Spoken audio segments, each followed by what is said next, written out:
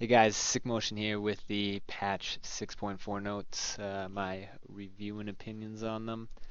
This is a couple things changed here. Warlord's Bloodlust, it says right here, it's changed. I'm not going to go over it right here though, we'll go over it as it comes up like normal. Ari, quite a significant change here actually. The E no longer interrupts dashes, where if you would get hit by a RA charm in a lot of dashes that you wouldn't be interrupted by a stun or a snare, you'd receive it where you landed. The RA charm was actually stopping your dash, interrupting you, and pulling you from the position that it hit you from, um, making it very, very useful in a lot of situations that you wouldn't actually expect that interaction from. So now they're just normalizing it. Previously, it actually used to interrupt in ults and stuff that were CC immune, like Hecarim ult and Malphite ult. It would actually interrupt you mid ult, and that was pretty broken. Q on Ashe, the focus stacks fall off entirely after 4 seconds is what it used to be. They fall off one at a time after 4 seconds, and the active duration is 5 seconds. So a little bit more opportunity to be finding openings on Ashe, but Ashe honestly, her slow is annoying to deal with, but with all of the like the Swifties, Dead Man's Play, Raw Portal being built a lot, there's so many movement speed options, and her having no mobility, I'd still be really afraid to play Ashe in the current meta right now, to be honest. Caitlyn, she got her W. The increased headshot damage on trapped targets is now a flat amount plus your attack damage, more readable there. And they now display their area of effect range to Caitlyn. Um, Also, the net got buffed. Basically, the description here is they're trying to show you the value of not leveling your net second and just kind of leaving it as a 1-point wonder, because the traps kind of define our kit now, and they want them to be used a lot more. So those changes are about there. Ezreal, pretty big nerf here actually. The cooldown on his ult went from 80 seconds to 120, 40-second nerf on there. I mean, applying CDR to that, you can still reduce a lot of that extra 40 seconds, as well as hitting your Qs is going to reduce it a lot as well. This is more of a nerf for those Ezreals who use their ult on cooldown, so the efficient ones. But if you weren't using your ult on cooldown right away and then you would hit a couple Qs, those Qs add up very quickly for reducing the cooldown of the ult, but that's definitely going to be a hefty nerf that you'll feel. Fiora also got hit hard by the nerf hammer here. Her riposte went up by 5 seconds at level 1, and at level 5 it's 1 second more than it was before, so it scales down into being almost the same, but it's 5 seconds more at level 1, so a lot less, or a lot more openings for her opponent in lane if that is the mechanic that was causing the matchup to be poor for her opponent. Also, the blade work, the cooldown actually went down 2 seconds, but the cooldown does no longer start on the cast of it that you could hold for a while. It goes down after the second hit, or until it expires. So if you're using it right away, this will probably feel good for you. You'll get a little bit of time off of the cooldown with the 2 seconds, but if you're hitting and then you're not getting the other hit off right away, it's you're gonna feel a longer cooldown there. Another big nerf here, long description for basically get get screwed Gangplank. Parlay now gives you 2 less gold per level of it, so at level 1 that's half the gold it gave. The E, I'm wondering here, I didn't read through all of this. A lot of times I'll treat it like my college textbooks and just kind of skip over stuff. So the gold plundered is down to there. I'm wondering if that also affects the silver serpents plundered for upgrading your ult, or if those remain the same. And it probably says in there. And I'm probably going to get a bunch of comments telling me the answer to it. And I'm the one that's supposed to be telling you guys stuff. But we're going to try and rifle through this quickly, and I was not prepared. But anyway, he gets less gold. The fact that you can take Bandit and shoot your opponent with your Q, and that counts as a melee attack to proc the 10 gold on Bandit. The Q on the parlay won't be felt that much early, and later on in the game, the 2 less gold, you're killing entire minion waves instantly anyway. That's not gonna feel too bad. It will be a nerf as the game goes on, but you got to keep in mind it's 2 less gold per level.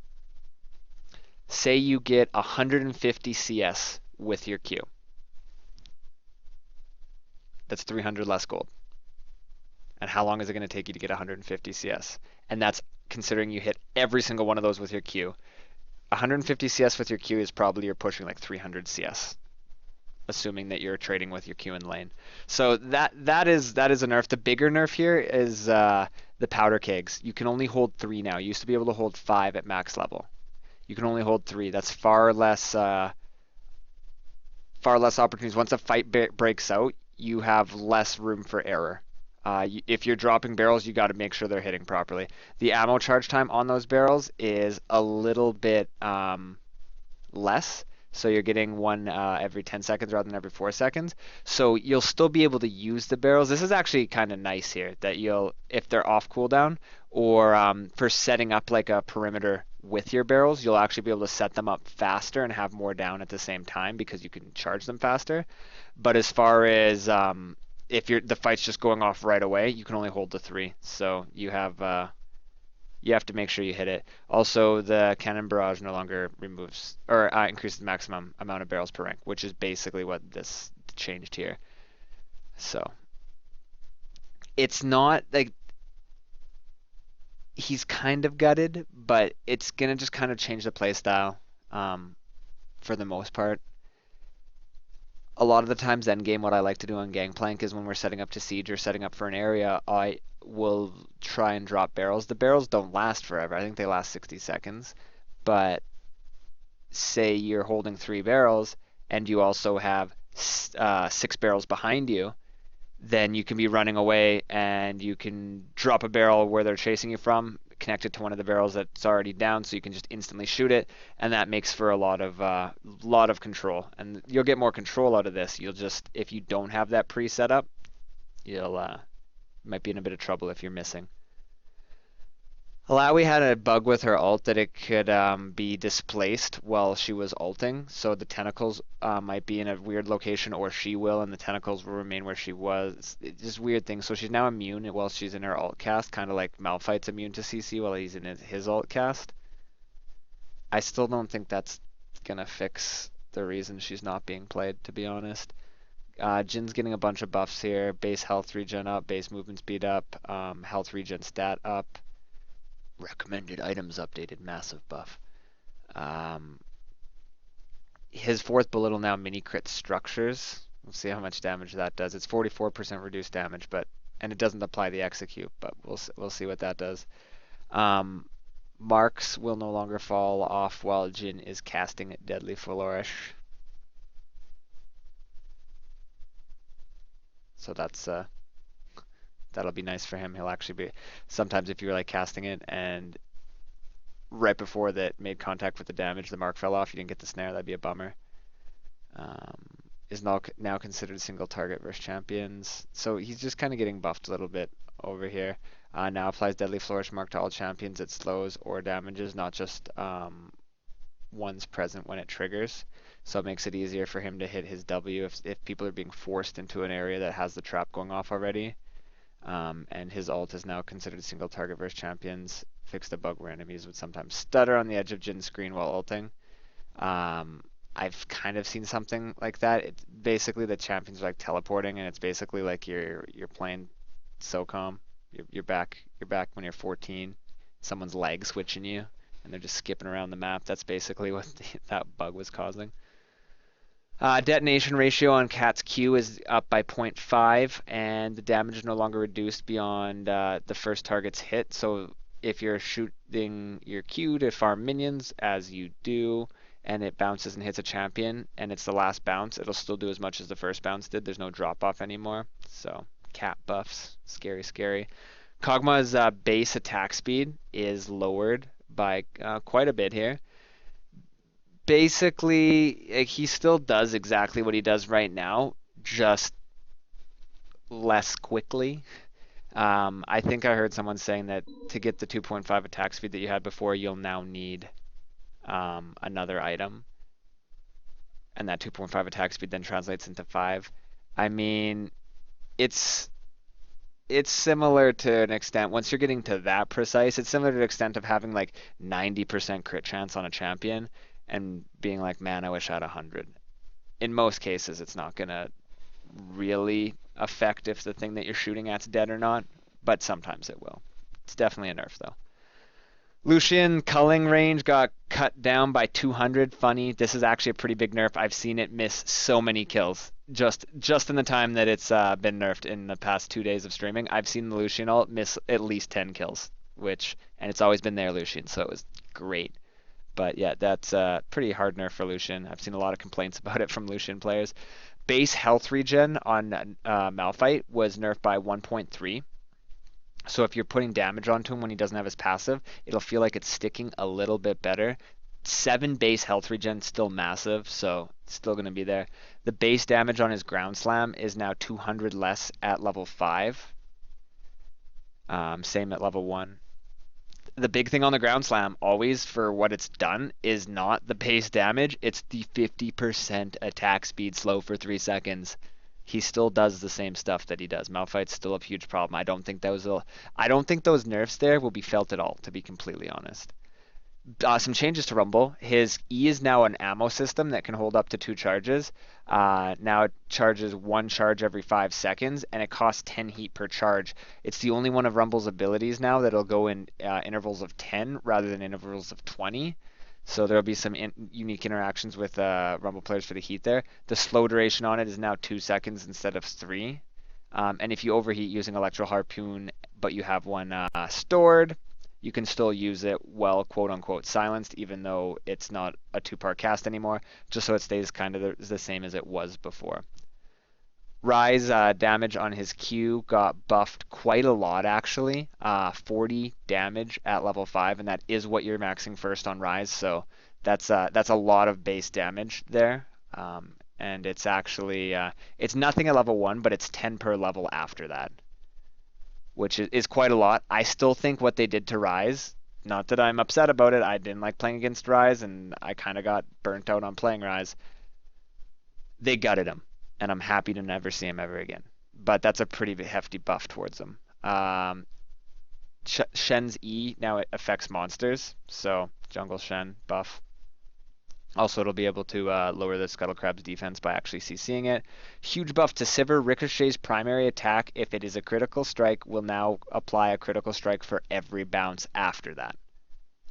That's pretty massive for Sivir. I mean, she hasn't been seen that much lately. I'm assuming that'll definitely, at least in competitive play where you saw her more for her team utility, I think that'll push her a lot into that. Tongue Lash on Tom got reduced width from 90 to 70. It'll make it easier to thread around minions, but it'll also make it harder to hit stuff a lot more often because you won't find their hitbox. I was playing some Tom today, and I've definitely felt the hitbox nerf multiple times. And this was the big change for Tom. Delay before recast on Tom's R is now 1 second rather than 0. So you're just sitting there, you ult, and then you have to keep smashing your recast over and over for it to ult. It feels like you take forever to travel now. It says total travel time unchanged, but I don't know. It felt like it was taking forever for me to get there. The one thing that's nice though is you will now be able to click on him while he's animating to travel with him. In the time that I played Tom today, I took more people with me in my ultimate just because they were able to come with me after I was trying to instacast it. Not that I was ever trying to like make them not come, I'm just trying to get there faster, but they were able to click on the animation and come with me rather than me sitting there waiting for them hoping they know what to do, and it's solo queue chaos and no one knows even what Tom's ult does. I actually brought more people with me today than I have in the past 20 games of Tom. I think I played 2 games of Tom today. Not that I took a bunch of people with me, I took like 3. And that was more than I have in the last 20 just because people never jump in your freaking ult as a Tom player. If you play Tom, I'm sure you can relate to that.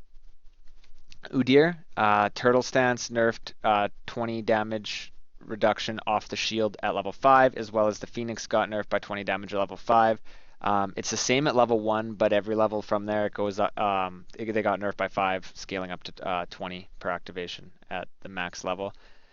He also got Runic Echo's Udyr is really strong and popular because of the mana give back on jungle hits, so you can spam all your abilities, but also the 10% movement speed, which makes him just kind of fly everywhere. That got nerfed as well. So in addition, there's 2 nerfs to Udyr. He actually has had the highest win rate in league for quite some time now.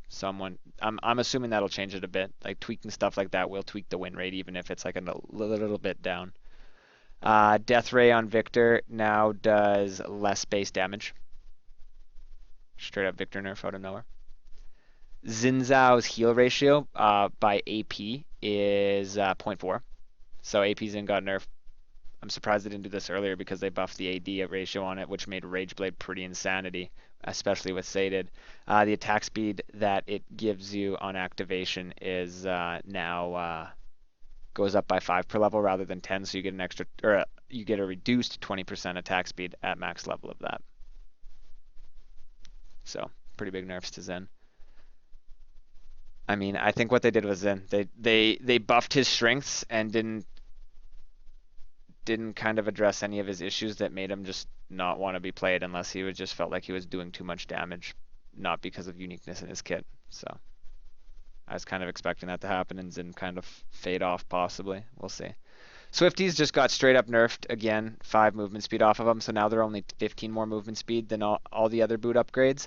And with this addition here, that Merc Treads got buffed from 20% tenacity to 30, 5% less than they were last season when they were a really powerful, popular buy. Merc Treads will be my go-to boot a lot of the times now, especially like when I want that CC reduction. You felt really bad buying the 20% one, but now with 30%, that'll be great. If you have the tenacity in your masteries, you'll now have a flat 40% tenacity rather than 32. And with Elixir of Iron, I think you get above 50% tenacity. It starts getting ridiculous. And with the change that these boots, the Swifties, are only 15 movement speed faster than all of the other boots, I still build them for various reasons, but the other boots actually seem like you might want them now. Now gains 1 mana every 8 seconds on the Manamune. So if you're forgetting to cast stuff, it'll do it for you, kinda. Also, they removed the ability to toggle the Mer mana. Single target spells and basic champion attacks consume 3% of your current mana and deal twice as much as bonus physical damage to the champion. This effect can only trigger if you have more than 20% max mana.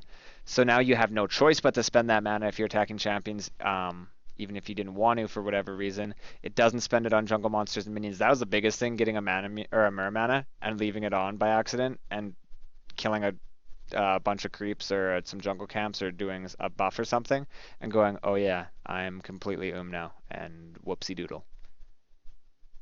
However, lots of times you might want it on if you're trying to rush down a Baron or a Dragon and now it doesn't do damage to things that aren't champions. So Runic Echo is just straight 3% nerfs. This item's just too strong. It's just too dumb. The movement speed on it just makes it so junglers don't have to buy boots and they're faster than people who they have lower base movement speed than, when those people that they should be faster than have a boots upgrade and they're just sitting on brown poverty boots, 350 or 300, sorry, I'm thinking of in the past, the 300 boots that are just cheap as hell and they're actually faster than people because of this amplified movement speed there. Iceborne Gauntlet size ratio on the Smash is now 0.55 of bonus armor. A lot of people didn't even realize that. The size of the slow on the ground that procs when you proc your Iceborne actually scales with your armor. So when you get like that super fantasy game where you get to pick Malphite into 5 AD champions and you get like 800 armor because it's getting amplified by his W, and then you hit someone with this Iceborne, it literally takes up the entire lane and you just feel great about yourself. So that's there. The base size has actually been reduced though, so it's to encourage people to build armor. I mean, that's not much of a, it's 1/10 of a Teemo, not much of a base reduced size, but that's there. The slow no longer lingers after leaving the icy ground.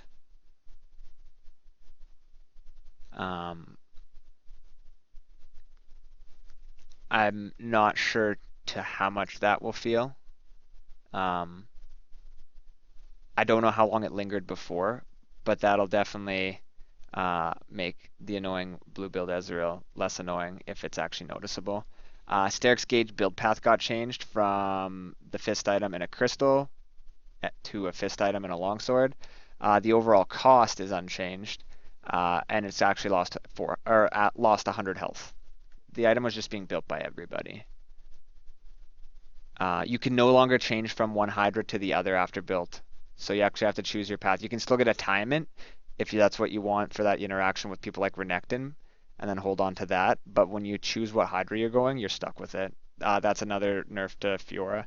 Being able to build the Ravenous early for a lot of wave clear and durability.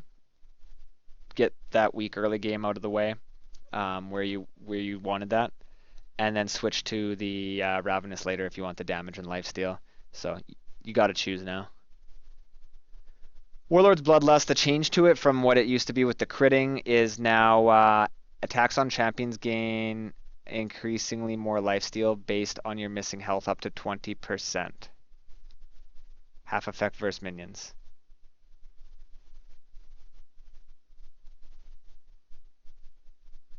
I tried this on Olaf, like they're saying right here. Aatrox and Olaf, blah blah blah blah. I didn't like it on Olaf, honestly. I don't know if it's scaling weird or calculating weird, but it just felt like it wasn't doing anything for me. I liked Grasp a lot more. I tried it a few games, this one, and I tried Grasp a few games, and I just liked Grasp a lot more. You got to keep in mind that this is lifesteal. So lifesteal requires you to be doing damage. If they have a lot of armor or you're not building a lot of damage, you getting percentage of no damage doesn't do that much, and lifesteal applies to the damage after their mitigation, not before it. So if you have the worst of both worlds where you have no damage and they have a lot of armor, this lifesteal is not going to feel that great, in all honesty. The grasp applies magic damage. One thing you got to keep in mind is that grasp heals you for that specific amount there. It's better for short trades. I mean, if you're only getting off one or two autos, this isn't going to help you as much as a grasp proc. So unless you're like all inning all the time, which isn't always the opportunity you have. I'm talking about Olaf right now, by the way. This is probably better on like fighter champions or like more AD centric focused like carries or whatnot. But I just liked Grasp a lot more. The thing is as well, this thing doesn't do damage. This just gives you sustain. Grasp gives you sustain while doing that damage as well.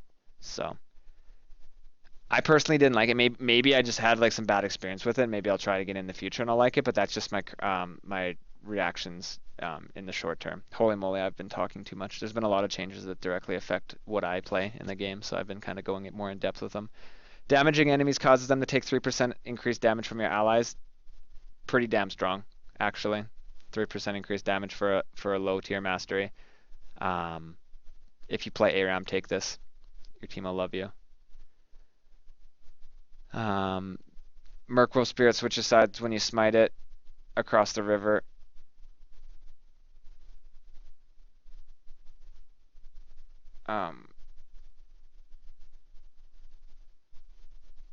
I don't really. Smiting the wolf in the river sends it. Oh, what?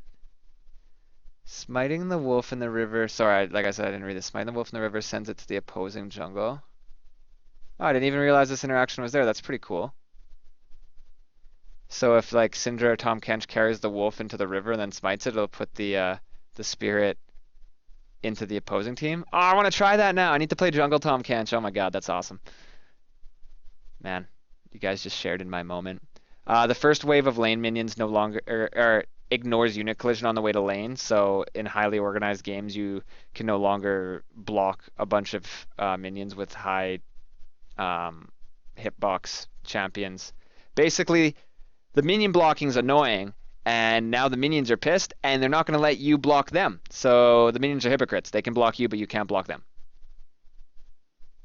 Fun times, right? Fun times. Spoiled minions. The minions getting removed, rip. I had a threes team called Ranked Dominion would be awesome. It was more for a funny name. Everyone thought it was great. A bunch of changes to champion select as well. You can, I'll just name some of the more important ones. You can change your pick intent as the champ select goes on if based on what your teammates and their teammates are picking. Fixed a bug where changing the name of a champion master page during champ select would not update the page's name in the drop down menu. That was super annoying, and I'm glad that's fixed. Pick intent is no longer revealed to the enemy when it's your turn to pick. So say I pick intented Jax and it was my turn to pick, the enemy team would see what champion I was hovering and I would immediately be hovering Jax, and in some situations that might give more information than you wanted to them, but you wanted to give the information to your team on what you wanted to play. So I'd agree with that. Should not be shown. Um, New champion select should feel more forgiving when locking in picks and bans with less than a second to spare. Yeah, I've been dodged a lot, even though I thought I should have locked in. And champion now defaults to the last selected skin on a given champion. Having to change your skin every single time you played a champion was kind of annoying, so that's changed now. And then, as always, here's some bug fixes and whatnot. These two new skins, Blood Moon Yasuo and Blood Moon Kennen. That Blood Moon Kennen skin's actually really, really cool. I don't know if I'll play Kennen anymore than I do already, which isn't very much. But honestly, I was about to say I hope other people play Kennen so I can see the skin, but I hate playing against Kennen. If I get assigned to jungle and my top laner and we need AP plays Kennen, that'll be cool, and he can use the skin and it'll be awesome. That's the scenario we're looking for. All right, guys, thank you very much for watching the video. Hope you enjoyed it. Sorry for going so long. I kind of rambled on about stuff that I didn't need to, but there was a lot of stuff that I went in depth to because a lot of the stuff in this patch affects stuff that I do on stream a lot. If you enjoyed the video, found it helpful, give it a little vote-a-roni. Subscribe to the channel if you haven't.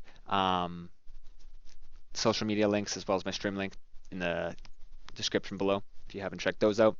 Other than that, thank you for watching. Take it easy. Have a great day. We'll see you next time.